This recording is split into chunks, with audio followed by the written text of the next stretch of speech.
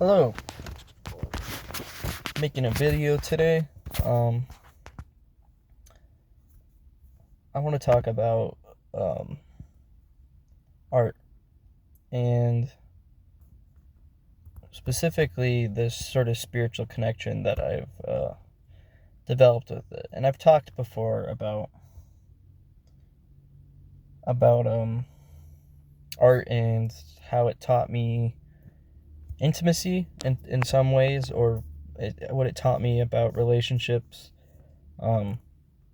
Which I know that sounds kind of weird coming out of. And now that I say it out loud, it sounds kind of weird, but there's a video about it. I think it makes sense.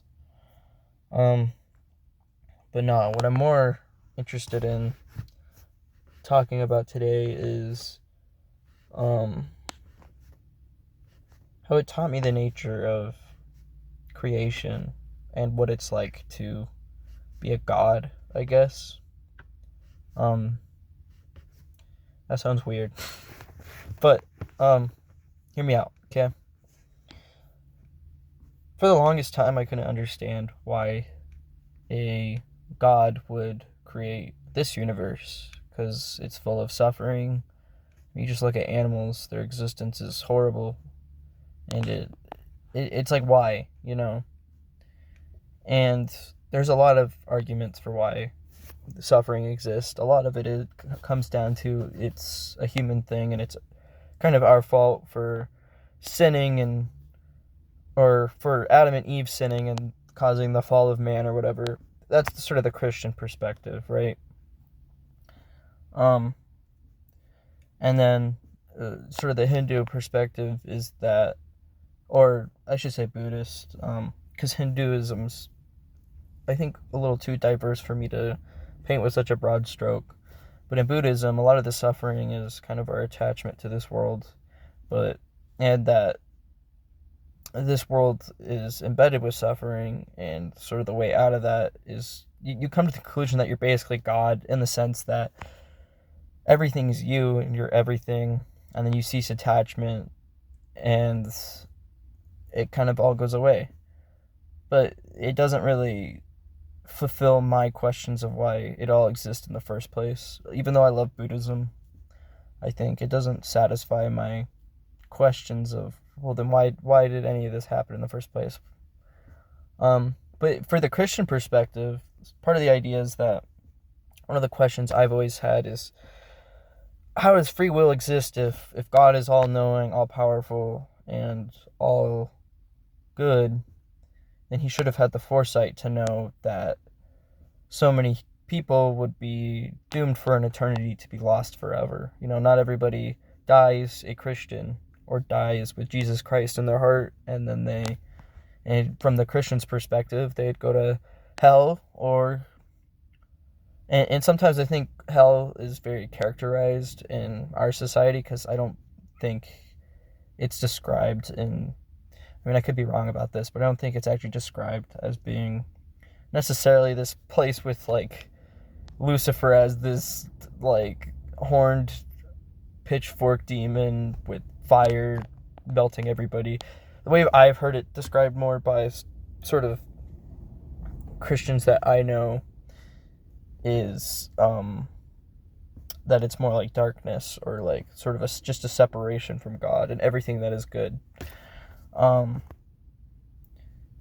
then I'm like, why is the bad even exist in the first place? Especially if God had the power to know, and the power to intervene, and the power, and he's supposedly good. Why would he even allow for us to go through all this suffering in the first place? Because it's fair to say that we have free will, and that's the reason why, and we can just choose what we want to do. But when you think of the reality of that, it's like, when you think of the reality of that is, regardless if we have free will or not, he knows what we're going to choose. So are we free? Because he knows who's going to choose him or who's not.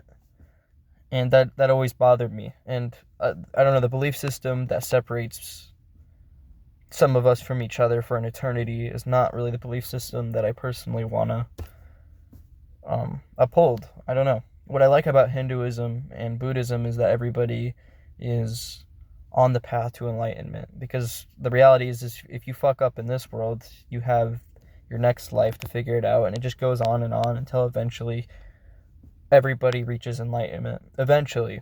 It's just a matter of delaying that. And it's more tied to actions as opposed to faith and belief too, which is something I also kind of like. But regardless, none of this really answers the question of why. And then I really thought about it, and I thought about when I create art. Why am I creating art? It's to understand parts of myself that I usually can't understand. It's to explore things that are painful to me. And pain usually involves some aspect of not knowing why or confusion. And this is why I think if there is a God, they can't be. One of the traits they can't be. I feel like there's no way there could be a God that is all powerful, all good, and all knowing. I feel like the reality is that God is probably not all knowing. Maybe God intends good. And maybe God is, well, I mean, God has to be all powerful if he created all this. Maybe. Or maybe not. But more so, what I'm interested in is a God that is not all knowing, just like we are. Because there's a lot of aspects of our own existence that we can't really understand. So we use art as a way of exploring that. So maybe this reality really is just a canvas for God to explore themselves. Maybe they explore themselves through us, if you're a non-dualist. And really it's just God's consciousness bouncing between each of our lives forever. It's like God's talking to himself, He's just pretending to be people. Like we're these masks that are put on during the theater play. We're just characters. And I feel this connection because when I make art, it's a very similar thing. I'm making it to understand myself. And there was a point where I was getting super existential because I was making GIFs, like little animated GIFs of characters that were suffering. And when I thought about it, their existence is on repeat. It's a loop. And if they were conscious during that loop, then unknowingly they would be stuck in a loop forever of eternal suffering and pain. So effectively, as an artist, I created hell for my creations, a prison, an eternal return. And I felt shitty because if I was willing to make this, then what does that say about potentially my own creator? I can't get angry at God if my existence is full of suffering, if at the end of the day the creations I make are suffering too. And I felt bad because I felt like I had a sense of responsibility to my art. And I've kind of explored panpsychism and I've talked about it before. So to some degree, I think everything is conscious. All matter is conscious to some degree. And that it's just at lower levels. And then it combines into bigger systems of consciousness. So I see the universe as being basically this giant brain just moving really slow. And even rocks have some degree of consciousness. It's just not really like moving consciousness like we are. Because rocks, all the particles in rocks are kind of just like, they're kind of stiff. And with us, though, there's a lot going on in our brains. And things are constantly moving in there. And I just think consciousness is related to like energy. And I don't mean energy in like the fantastical, like, aura kind of way. I mean it in like the scientific, like, this thing is moving right now. It's expelling energy to move from here to here. I don't know. But besides the point, because I have this belief, to some degree, I think even our ideas are conscious. Even our art is conscious. Um, and then I think about the little guys that I made trapped in these GIFs forever, and I felt bad. I was like, what the fuck? You know? Eternal suffering. Me. I became the God that I've scorned so much. And then it made me think that maybe my God itself is imperfect in trying to understand itself. And then maybe that God has a God of its own who's trying to understand itself, and it just goes on and on. And this is what infinity is. Infinity can't understand itself. So it expresses itself and expands itself over and over again, splitting itself into smaller pieces to better understand what it is.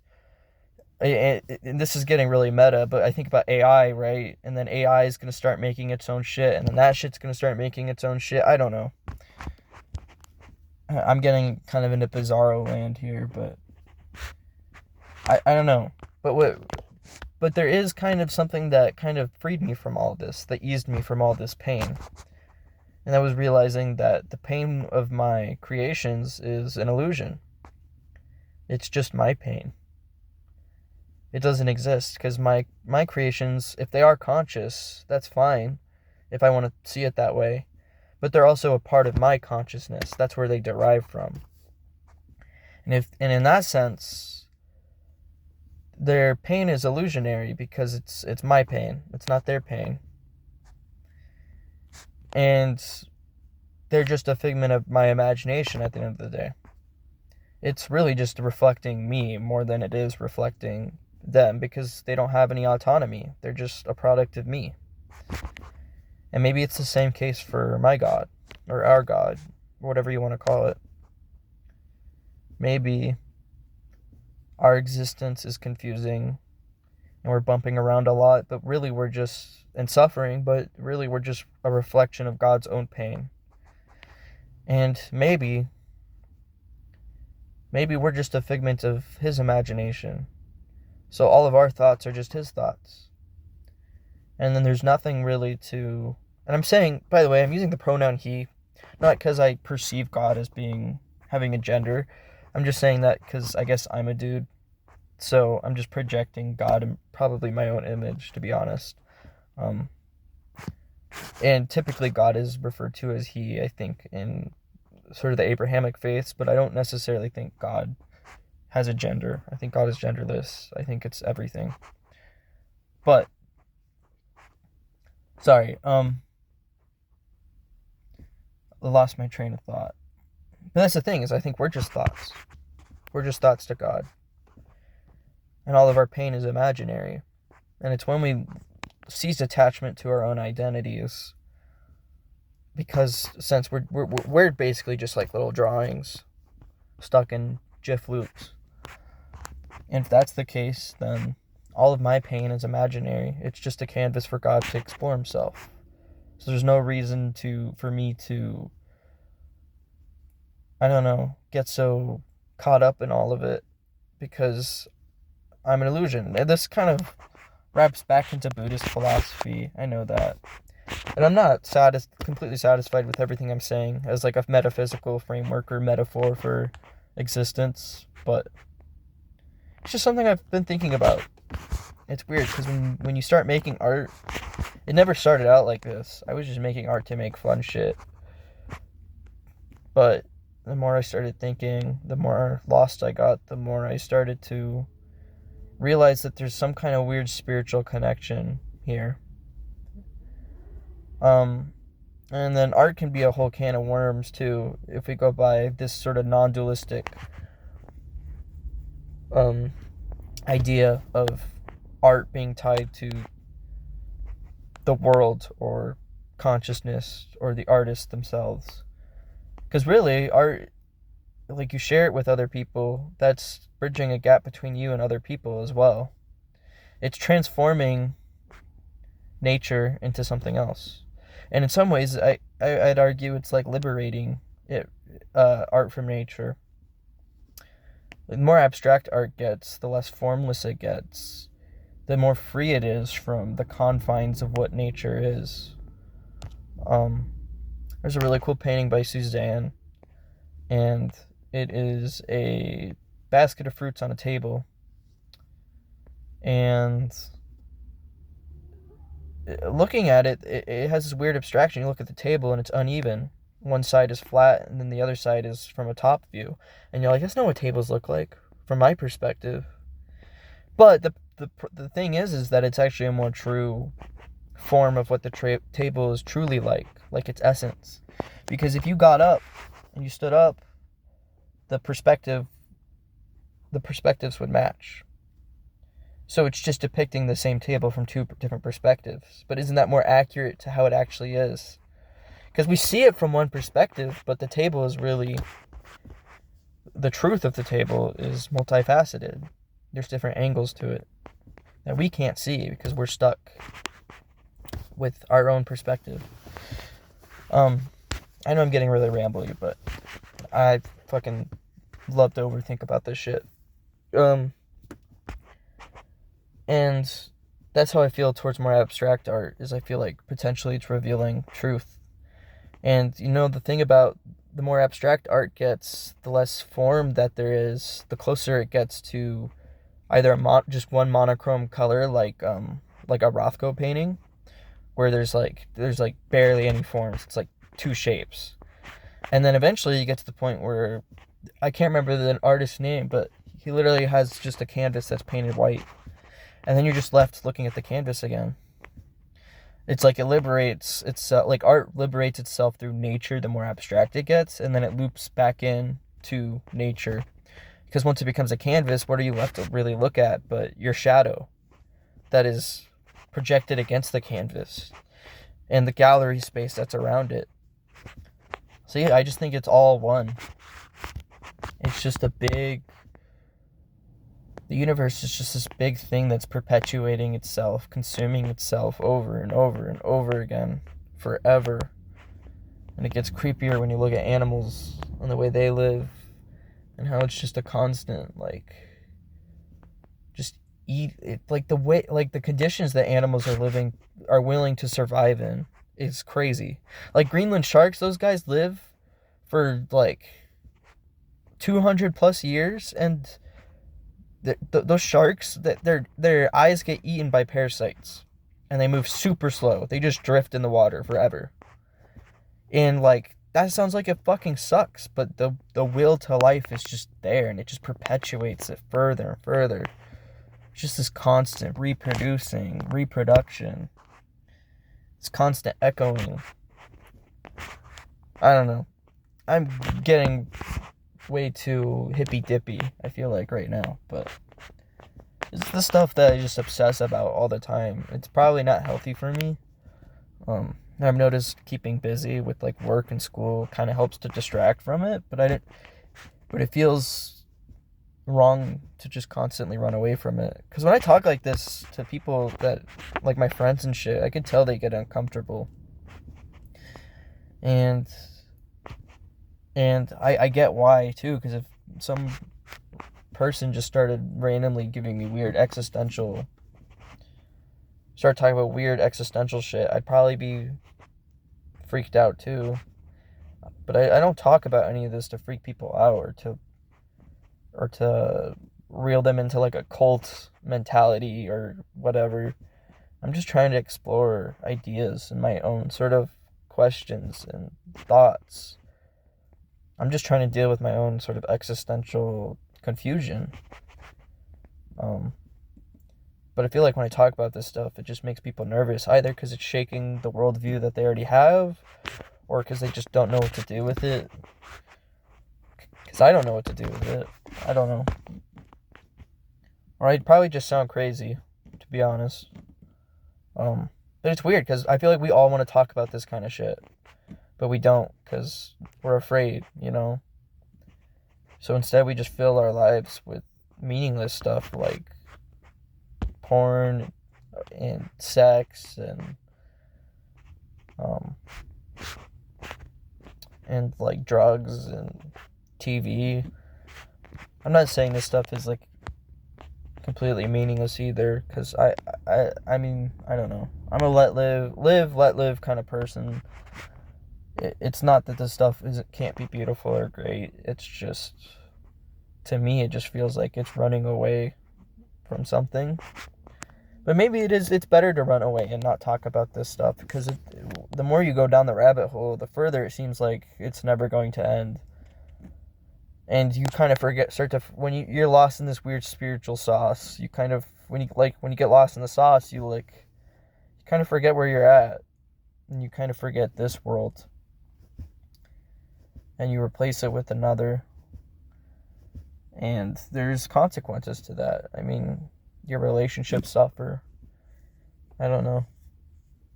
Maybe I'm crazy. I don't know.